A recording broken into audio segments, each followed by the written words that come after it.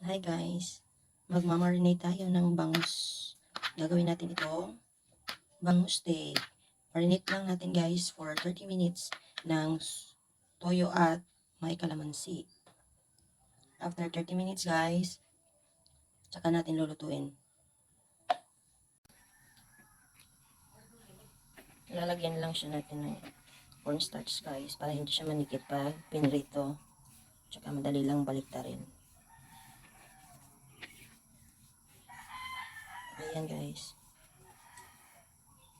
Nagre-ready na ako ng kawali na may mantika para sa pagpiprituhan niya.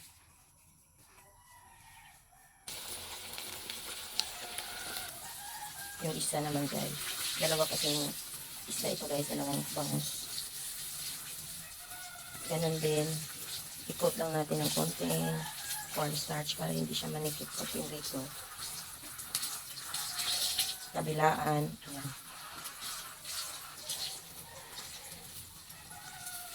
Gagawa tayo ng sauce niya, mga palangga. Ayan, ayan yung pinagmarinitan ko kanina. Yung minarinate ko na toyo at kalamansi, yan yun. Yan yung gagawin nating sauce para masumarap yung ating bangus.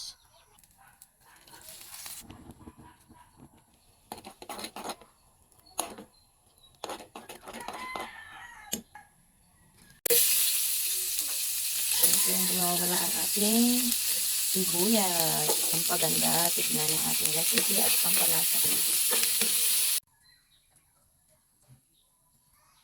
Ayan na guys. Yan yung ating sauce.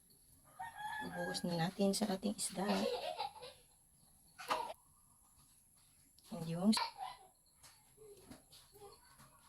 Ayan yung final na bangus steak natin. Ayan na po.